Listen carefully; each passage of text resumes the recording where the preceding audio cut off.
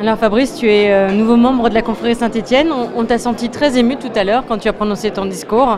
Tu as des liens très forts avec l'Alsace et avec certains sommeliers d'Alsace. Est-ce que tu veux bien nous en reparler? Bien sûr, alors je disais toujours, pour faire rapide, effectivement, un de mes mentors c'était Serge Dupes parce que c'était un vrai plaisir de le rencontrer.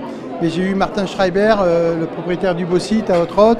J'ai eu plein de sommeliers, je pense à Jean-Marie Stockel aussi, qui a été un vrai formateur pour cette génération de sommeliers. Donc l'Alsace, c'est une terre de découverte et de plaisir et où on a pu effectivement encore, et on déguste des vins magnifiques. Et il y a une véritable identité, il y a une véritable, un parcours d'amitié qui s'est créé en Alsace. Et je suis toujours heureux de revenir en Alsace et parfaitement ravi, si je peux dire, d'être là ce soir. L'Alsace a de la chance d'avoir un président de l'Union de la sommellerie française qui connaît bien sa région et ses vins. Il semblerait que tu as un cépage préféré? Alors j'aime beaucoup le Gewürztraminer parce que c'était le cépage préféré de ma maman qui est partie il y a 24 ans maintenant, qui est décédée. Mais j'ai toujours été effectivement habitué au vin d'Alsace. J'aime le Riesling bien sûr pour sa pureté, le Muscat, mais je suis un fan du Gewürztraminer. C'est important pour les membres de l'Union de la sommellerie française de se réunir. Quelles sont les finalités de ces AG et en même temps de ces découvertes peut-être de territoires, de terroirs et ces découvertes viticoles?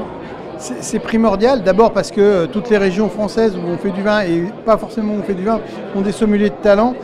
Par sommelier, j'entends des gens passionnés par le vin. On a des gens qui n'ont pas de diplôme, qui sont cavistes par exemple, qui n'ont pas de diplôme de sommellerie pure, mais qui sont des passionnés. Il faut se rapprocher d'eux et demain on va annoncer effectivement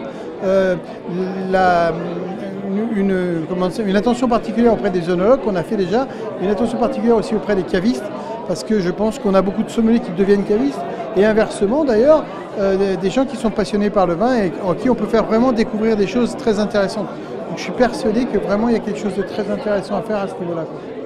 Là on vient de dire un mot donc sur ce qui va se passer demain à l'AG.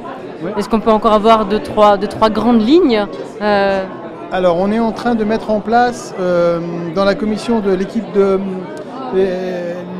du monde de sommellerie, l'équipe de France pour les concours internationaux, on a mis en place des bootcamps, donc des lieux où on va aller dans des pays pour aller déguster, découvrir. Le premier va être en Serbie, il y en aura un aussi au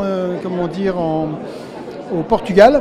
Et on a un nouveau membre qui va intégrer demain l'équipe de France de sommellerie en tant que candidat, c'est Xavier Cluzat. Ah oui. Voilà. Alors vous êtes les premiers. Hein.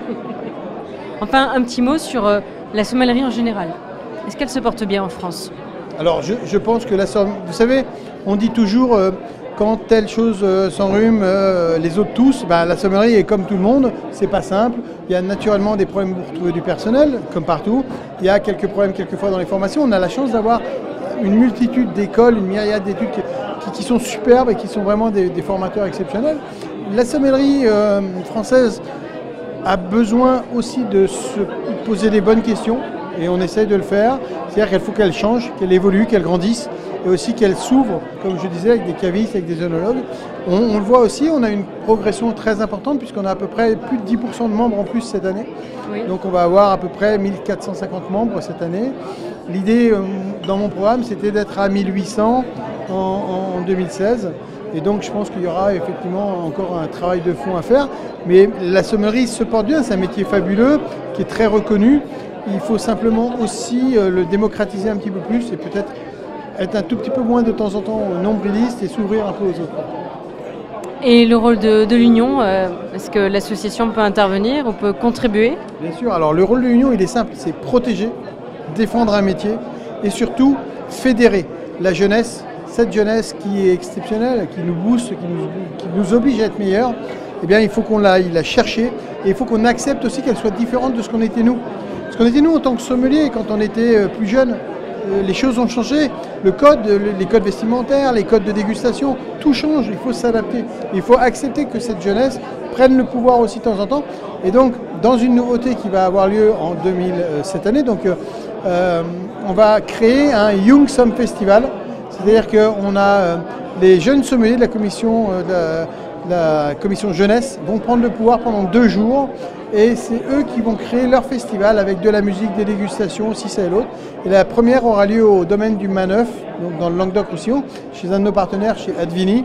Et donc ça va être un truc génial, ça va être un truc top pour que des jeunes. Les vieux de plus de 40 ans sont bannis. Donc j'irai pas, j'irai peut-être leur dire bonjour, mais je ne traînerai pas.